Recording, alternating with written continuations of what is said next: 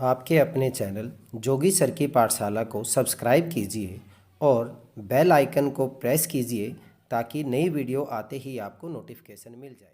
में 10th class के math subject के इंग्लिश मीडियम में chapter 3 pair of linear equation in two variables की एक्सरसाइज 3.5 स्टार्ट करने वाले हैं। यहाँ पे क्रॉस मल्टीप्लिकेशन मेथड से हमें पेयर ऑफ लीनियर इक्वेशंस का सॉल्यूशन निकालना है। अभी तक हमने सब्स्टिट्यूशन मेथड किया है, एलिमिनेशन मेथड किया है। अब हम किससे करेंगे? Cross multiplication. ग्राफिकल मेथड भी हम कर चुके हैं। देखिए, क्रॉस मल्टीप्लिकेशन मेथड में हमें पहले क्या दी हुई है? दो इक्वेशन दी हुई है, पेयर ऑफ लीनियर इक्वेशन। मान लीजिए हमारे पास क्या है? a1x plus b1y plus c1 is equal to 0। एक इक्वेशन हमारे पास ये है। दूसरी इक्वेशन क्या है? a2x plus b2y plus c2 is equal to 0। ये a1 b1 c1 a2 b2 c2 क्या है? कोफिशिएंट है, x y और कांस्टेंट टर्म्स के कोफिशिएंट है। क्रॉस मल्टीप्लिकेशन मेथड में हम इनके कोफिशिएंट निकालते हैं। क्या? 2 3 1 एंड 2 में 2 का मतलब यहाँ पे सेकेंड नंबर पे ये हमारे पास 1 हो गया, ये 2 हो गया। x को 1 ले रहे हैं, y को 2 ले रहे हैं, कांस्टेंट को 3 ले रहे हैं। ठीक है, 2 वाले को अगर हम कोफिशिएंट लेते हैं तो हमारे पास क्या होगा? b1 b2 और फिर c1 c2। 1 पे x के जो कोफिशिएंट हैं ये लिख रहे हैं हम यहाँ पे a1 a2 and then b1 b2। अब सॉल्यूशन निकालते हुए यहाँ पे हमारे पास x, यहाँ पे हमारे पास y और यहाँ पे हमारे पास 1। कैसे करते हैं? x upon this into this minus this upon this into this means क्या? b1 c2 इसको इससे मल्टीप्लाई कर दीजिए minus b2 c1। x upon ये लेंगे हम b1 c2 minus b2 c1 is equal to y upon c1 a2 minus c2 a1। इसको इससे मल्टीप्लाई माइनस इसको इससे मल्टीप्लाई, क्रॉस मल्टीप्लिकेशन करनी है। क्रॉस मल्टीप्लिकेशन मेथड है, क्रॉस करना हमने। And that is equal to 1 upon a1 b2 minus a2 b1। जब हम इन कोफिशिएंट को ऐसे मल्टीप्लाई करके लिख देते हैं तब हमारे पास ये सिचुएशन आ जाती है। फिर हम इक्वेट करते हैं, इसको इसके साथ इक्वेट करेंगे, यहाँ से x की वैल्यू आएगी। फर्स्ट एंड थर्ड को इक्वेट करने पर, सेकंड और थर्ड को इक्वेट करने पर हमारे पास किसकी वैल्यू आ जाती है? y की वैल्यू आ जाती है। वो तो हम अभी कोई एक क्वेश्चन लेंगे, फर्स्ट क्वेश्चन जो करेंगे उसमें आपको अच्छे से समझ में भी आ जाएगा। यहाँ पे एक चीज़ ध्यान देने वाली है, ये हमने जो कॉन्स्टेंट है c1 plus c2 is equal to को इधर लिए हैं। अगर हमारे पास इक्वेशन में ऐसे हो जाए a1x plus b1y is equal to c1 and a2x plus b2y is equal to c2, अगर हमारे पास ऐसा है तब आपने यहाँ पे क्या लेना है? माइनस लेना है। ये जो सिचुएशन है ये इसके लिए है। और अगर आपके पास इक्वेशन ऐसी है, या तो आप इसको इधर ले आए माइनस c1 इजिकल टू 0 ऐसे कर लीजिए, माइनस c2 इजिकल टू 0, या तो इसको पहले इसमें बदल लीजिए और फिर ऐसे ही कर लीजिए। अगर आप इसके बजाय डायरेक्ट इससे कर रहे हैं तब आपको यहाँ पे क्या लगाना पड़ेगा? माइनस। समझ लीजिए, ये माइनस किसके लिए बता रहा हूँ मैं? इसके लिए। ठीक है, तो ये हमारे पास इसके लिए तो यही है। और अगर हमारे पास ये हो जाता है फिर मैं क्या लगाऊंगा? यहाँ पे माइनस लगाऊंगा। क्लियर है? चलिए, ये मैंने आपको मेथड बता दिया। अब हम क्वेश्चन करते हैं, क्वेश्चन नंबर 1 के पार्ट करते हैं और क्रॉस मल्टीप्लिकेशन को अच्छे से समझते हैं। क्या कहता है? Which of the following pairs of linear equations, इसके 4 पार्ट हैं, पहले मैंने 2 ही लिखे हैं, हैज यूनिक सॉल्यूशन। इनमें से किसका यूनिक सॉल्यूशन है? नो सॉल्यूशन और इनफाइनाइटली मैनी सॉल्यूशन। ये कंडीशन हम पहले कर चुके हैं, उसके बारे में पहले तो ये देखेंगे कि किसका यूनिक है, किसका नो सॉल्यूशन है, किसका इनफाइनाइटली मैनी सॉल्यूशन है। In case there is a unique solution, अगर एक यूनिक सॉल्यूशन है, find it by using cross multiplication method. Cross multiplication method से उसको सोल्व कीजिए। चलिए, फर्स्ट पार्ट में हमारे पास कंडीशन क्या था? a1 upon a2। पहले इसके a1 अपॉन a2 लेते हैं हम, a1 अपॉन a2। इसका कोफिशिएंट 1 है, इसका कोफिशिएंट 3 है, तो a1 अपॉन a2 ये हो गया। b1 अपॉन b2 हमारे पास क्या बना हमारे पास -3 एंड -9 मीन्स कैंसल होके कट करके ये भी 1/3, तो A1/A2 is equal to B1/B2। Next में क्या है C1/C2, C1/C2 हमारे पास क्या है -3/-2 दैट इज इक्वल टू 3/2। अब ध्यान दें A1/A2 is equal to B1/B2 but not equal to C1/C2। A1/A2 is equal to B1/B2 not equal to C1/C2। ये कंडीशन किसकी थी? नो सॉल्यूशन, इसका कोई भी सॉल्यूशन नहीं है, मतलब हमारे पास लाइंस क्या हैं? पैरेलल हैं। सो इक्वेशंस हैव नो सॉल्यूशन। अगर हमारे पास सॉल्यूशन ही नहीं है तो हम इनको क्रॉस मल्टीप्लिकेशन से तो करने का मतलब ही नहीं है। इन्होंने तो कहा था कि अगर यूनिक सॉल्यूशन है तब करना है। चलिए यहाँ पे देखें हम, यहाँ पे हमारे पास A1/A2 मेरा है 2/3 एंड B1/B2 हमारा कितना है? B1/B2 1/2। A1/A2 is not equal to B1/B2। A1/A2 is not equal to B1/B2। So कितने सॉल्यूशन होंगे?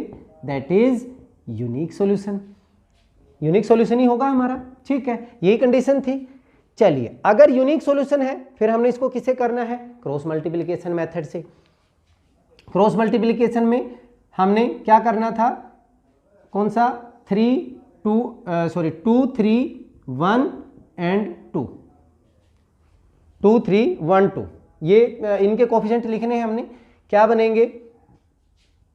x2 में क्या बन गया हमारे पास?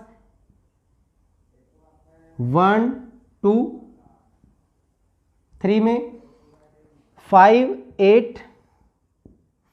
8 देन y क्या बनेगा? 1 वाले में 2 3 एंड देन अगेन क्या था? 2 के ऊपर हम लिखते हैं तो ये हमारे पास हो जाएगा 1 2। यहाँ पे x, यहाँ पे y और यहाँ पे देखिए इजिकल टू के इधर है, हमने नहीं लिखा था तो यहाँ पे मुझे क्या लेना पड़ेगा? -1। मैंने स्पेशल बताया था आप लोगों को, अगर ये इसके इधर लेके आते हैं तो प्लस का 1 और हम एज इट इज लेते हैं तो यहाँ पे मुझे क्या लेना पड़ेगा? -1। तो अब हमारे पास क्या बनेगा? x upon this into this 1 into 8 minus का 5 into 10 is equal to y upon 5 into 3 15 minus 8 2 जा 16 क्रॉस मल्टीप्लाई कर दिया is equal to -1 upon 2 into 2 4 minus 3 into 1 3 हो गया, ठीक है। या हम कैसे कह सकते हैं कि x अपॉन हमारे पास 8 माइनस 10 -2 हो गया, y अपॉन -1 हो गया एंड -1 अपॉन कितना हो गया? 1 हो गया, दैट इज -1। अब हम फर्स्ट एंड थर्ड को कंपेयर करते हैं। इट मीन्स हमारे पास x अपॉन -2 इज इक्वल टू वट? -1। एक बार तो ये लेंगे और एक बार y अपॉन -1 इज इक्वल टू -1। यहां से मैं x की वैल्यू निकालता हूं -2 इंटू -1 प्लस का 2 बन जाएगा। यहां से y की वैल्यू -1 इंटू 1 क्या बन गया? 1 बन गया। अब मेरा ये सॉल्यूशन आ गया। ये सॉल्यूशन पुट करके भी देख लीजिए कि हमारा सही है कि नहीं है। क्या है? x की वैल्यू 2 पुट करूं मैं, 2 2 जा 4, 4 प्लस 1 5 हो गया, 2 3 जा 6, 6 प्लस 2 इंटू 1 2, 6 प्लस 2 कितना हो गया? 8 हो गया। चलिए 2 पार्ट हो गए, अब इसके हम थर्ड एंड फोर्थ पार्ट करते हैं, ठीक है। Third and fourth, third fourth. Third में क्या है? पहले हम ये देखेंगे कि क्या सॉल्यूशन है या कोई सॉल्यूशन नहीं है या इन्फाइनेटली मैनी सॉल्यूशन है। सबसे पहले हम A1/A2 की वैल्यू मेरी है 3/6 मीन्स कट के कितना हो गया? 1/2 हो गया। B1/B2 जो है वो हमारे पास -5 अपॉन -10 है, कैंसल होके ये भी वैल्यू कितनी हो गई? 1/2। एंड C1/C2 की जो वैल्यू है 20/40 ये भी कट के कितना हो गया? 1/2। सारी वैल्यू इक्वल होगी, means A1/A2 is equal to B1/B2 is equal to C1/C2। अगर ऐसी कंडीशन होती है तो क्या होते हैं? Infinitely many solution. So infinitely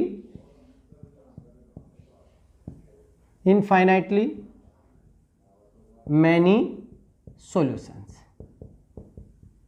ठीक है, अब फोर्थ पार्ट में देखते हैं। यहां पे भी पहले a1/a2 निकालते हैं हम। a1/a2 की वैल्यू क्या हो गया, 1/3। What is b1/b2, b1/b2 -3/-3 cancel, 3/3 that is 1/1। ये तो दोनों इक्वल नहीं है, means a1/a2 is not equal to b1/b2। So हमारे पास क्या होगा, यूनिक सॉल्यूशन होगा। अगर यूनिक सॉल्यूशन हो गया तो क्रॉस मल्टीप्लिकेशन से करेंगे। क्रॉस मल्टीप्लिकेशन के लिए फिर x, y एंड 1, क्योंकि अब की बार इज इक्वल टू से इधर है वैल्यू तो हम 1 ही लेंगे। कीजिए, सबसे पहले कौन सा था, 2, 3, 1 एंड 2। सेकेंड नंबर वाले y वाले हमारे पास कोएफिशिएंट क्या हो गया, -3 एंड -3। फिर थर्ड नंबर वाले हमारे पास -3 -3 -7 माइनस का 15 हो गया। फिर 1 एंड 3 हो गया, और उसके बाद अगेन फिर -3 एंड -3। ठीक है, 2, 3, 1, 2। अब क्या करेंगे, x अपॉन क्रॉस मल्टीप्लाई करेंगे इसको इससे, -3 को -15 से मल्टीप्लाई करोगे तो प्लस का कितना बनेगा, 45। माइनस माइनस प्लस, बट जो हमारे फॉर्मूले में है उसके वजह से हमारे पास यहाँ पे क्या होगा, माइनस, तो 3 7 जा कितना हो गया, 21 is equal to y upon this into this, -7 into 3 minus का 21, माइनस माइनस ये क्या बन जाएगा, प्लस का बनेगा, -15 इंटू 1 -15, लेकिन माइनस माइनस क्या बन जाएगा हमारे पास, प्लस का 15, दैट इज इक्वल टू 1। अब की बार मैं प्लस ले रहा हूँ, पिछले सेकंड पार्ट में हमने माइनस लिया था, बट यहाँ पे मैं प्लस ले रहा हूँ क्योंकि हमारे पास इक्वल टू में 0 है, कॉन्स्टेंट इस तरफ है। 1 को -3 से मल्टीप्लाई किया, -3, 3 इंटू -3 माइनस का 9, लेकिन माइनस माइनस क्या हो जाएगा प्लस हो जाएगा, सॉरी। यहाँ पे क्या बन गया, x अपॉन 45 में से 21 माइनस करेंगे, हमारे पास वैल्यू कितनी बचेगी, 24, that is y upon minus का 21 प्लस का 15 है, क्या बन जाएगा, माइनस का 6 बनेगा। ठीक है, and that is equal to, यहाँ पे वैल्यू क्या बन गई, 1 अपॉन माइनस का 3 प्लस का 9, तो प्लस का कितना बच गया हमारे पास, 6 बच गया। क्या करेंगे, एक बार तो इक्वेट कर देंगे, x upon 24 is equal to 1/6, और एक बार y minus 6 is equal to 1/6। इसको इधर लेके जाएंगे, 24 अपॉन 6 दैट इज कितना हो गया, 4 हो गया। यहाँ से y की वैल्यू -6 अपॉन 6 कट के क्या हो गया, -1। तो हमारा जो सॉल्यूशन है, x की वैल्यू तो कितनी आ रही है, प्लस का 4 आ रही है, और y की वैल्यू हमारे पास कितनी आ रही है, -1। एक बार वेरीफाई भी कर लेते हैं, x की वैल्यू अगर मैं 4 पुट करता हूं तो 4 वेरीफाई कर रहे हैं, -3 इंटू माइनस का 1 -7, 4 प्लस का 3 माइनस का 7, 7 माइनस 7 क्या बनता है, 0, विच इज इक्वल टू 0। तो हमारा सॉल्यूशन जो है वो हमने वेरीफाई भी कर लिया है। देखा आपने, बहुत ही आसान है, सिर्फ इनके कोफिशिएंट को ध्यान से लिखना है, और यहाँ पे जो माइनस और प्लस का है वो ध्यान रखना है। चलिए, इस वीडियो में इतना ही, नेक्स्ट वीडियो में अगले क्वेश्चन के साथ फिर मिलते हैं, तब तक के लिए जय हिंद जय भारत।